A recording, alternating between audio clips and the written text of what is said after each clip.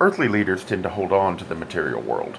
Having embraced it and grown accustomed to earthly delights, they prefer those to the uncertainty of the spirit. It's not that they can't grow, only that their burden is increased because they know an easier path they prefer. For them, after death, should continue on much the way life on earth has.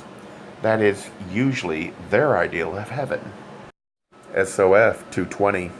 Your brother was one who underwent the initiation of the twice-born, and he has drawn the curtain aside a little to reveal only what is permitted. It is little enough, but sufficient for you to understand why, when kings and governors rose to position and power, they declined the ordeal. It is understandable, for the final ordeal brought earthly life as close as possible to extinction, without complete severance of the spiritual umbilical cord. Before this went more than 20 years' arduous preparation. Yet long and terrible though it was, the time and austerity did not exceed the necessary limits by even one jot. In sorrow, your brother must say that it was not an ordeal required to obtain something man has never possessed. It was to regain something he had lost.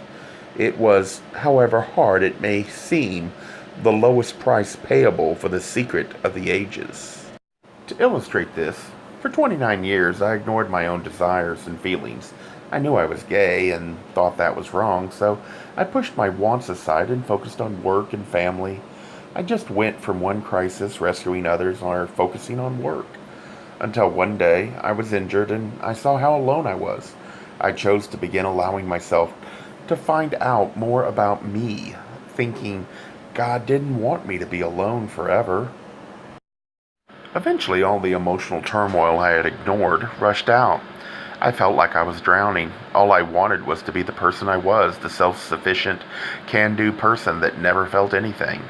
Yet having allowed myself to open up, it became impossible to stuff myself back in the box I had lived in. I felt like I was suffocating. Now I struggled to find a balance, a path that I can function as close to the way I used to, and yet deal with the emotions I discarded so easily back then. It was far easier back then because that was all I knew, so I had nothing to miss. For us that struggle, Earth is rough and hard, even if it can be great, but for the influential, having experienced success, it is hard to think they will lose that someday. They don't want to risk losing, so many will accept a material world, even if it might be a far poorer life than what they could have. And I'll leave you with this quote: better to rule in hell than to serve in heaven. Milton's Paradise Lost.